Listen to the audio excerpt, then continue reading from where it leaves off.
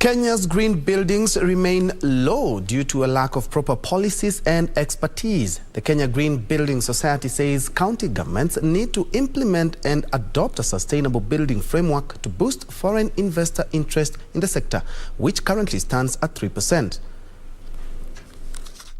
The number of certified and registered green buildings in Kenya stands at 64, a growth from 48 buildings in March this year, and a 100% rise from 2020. The Kenya Green Building Society says this growth projection could be accelerated through foreign investor involvement, which is very low in the country.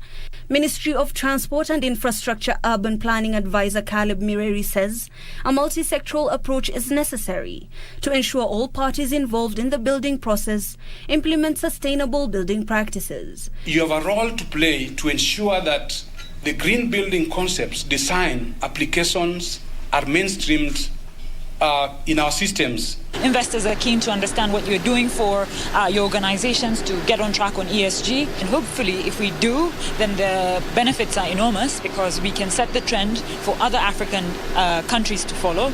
And because we're climate change champions in Africa, we can then translate it to real change where businesses are not just making profit, but are also helping communities. Green construction stakeholders say the adoption of sustainable building practices and materials is cheaper, and more developers could adopt it with better outreach and framework implementation by the government.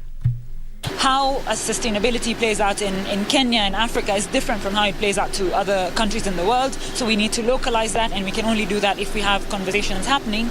As COP27 comes closer and closer, Kenya might be a leader globally in sustainable buildings.